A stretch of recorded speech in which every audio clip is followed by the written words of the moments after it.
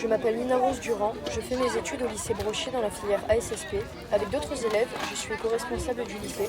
Ça veut dire que j'ai été élue éco-déléguée de ma classe, ce qui signifie que je m'implique dans la vie écologique de mon établissement. Dans ce cadre, je vous présente une association qui s'appelle Un déchet par jour.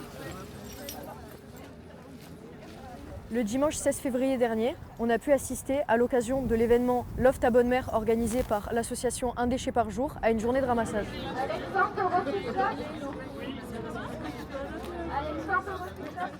Donc l'association Un déchet par jour, c'est une association locale environnementale marseillaise qui a été créée en 2015-2016. Elle a été créée par Edmund Platt. Donc c'était un Anglais qui vivait à Marseille et un jour il est revenu en Angleterre dans le parc de son enfance et il a vu le parc jonché de déchets.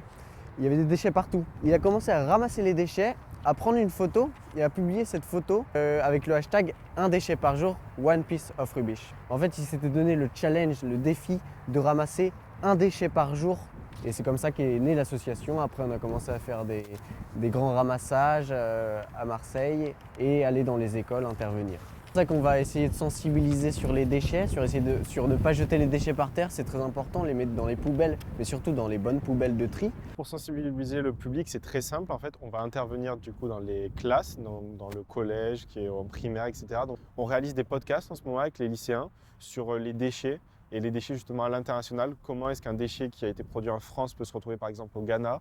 On intervient aussi chez les adultes. Alors justement, pour ça, on peut faire du porte-à-porte et aussi on sensibilise par nos ramassages. En fait, quand on fait un ramassage, il y a du monde qui le voit, donc ils sont un petit peu aussi sensibilisés justement à ce qu'on va faire.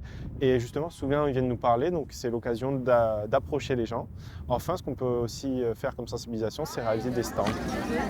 On a travaillé aussi avec d'autres associations comme Recyclop, on a aussi Sauvage Méditerranée, on a aussi la Team Oxygène, la Team Ava, des associations les Amis du Vallon des Offres. Il y a la Team Malmousque aussi qui font aussi des ramassages en mer, sous la mer. À travers nos événements et nos ramassages, on essaye de fédérer les gens, de lutter contre l'isolement, de créer du lien social en fait. On cherche beaucoup de bénévoles en fait, on a besoin de plus de bénévoles. Comment devenir bénévole justement dans notre association? C'est hyper simple, il suffit de venir à un ramassage ou même juste de nous contacter sur les réseaux sociaux ou par mail et juste de dire que vous souhaitez devenir bénévole. Ensuite, on va un petit peu vous rencontrer souvent lors d'un ramassage. Hier, on a fait un ramassage pareil, on a proposé à des bénévoles.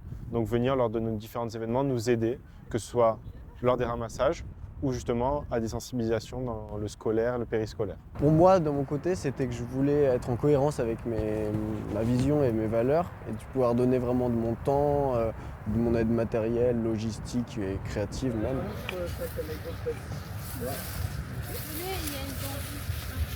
Bien, en fait, on est subventionné par la ville de Marseille et par la métropole Aix-Marseille. On est agréé par l'Académie Aix-Marseille aussi. Donc quand on intervient dans des écoles, on est subventionné. On est parfois payé par le département dans le cadre d'actions avec les collèges. Et après, on a besoin beaucoup de dons et d'adhésions. Donc s'il y en a qui sont partants, vous pouvez faire un don. Ça commence à partir de 1 €. Donc vraiment, le défi, c'est qu'au final, on soit plus utile. Le défi, c'est qu'on arrive à faire en sorte qu'il y ait beaucoup moins de déchets et que justement l'association perde en utilité et carrément n'existe plus pour rendre Marseille propre. C'est vraiment ça notre défi aujourd'hui.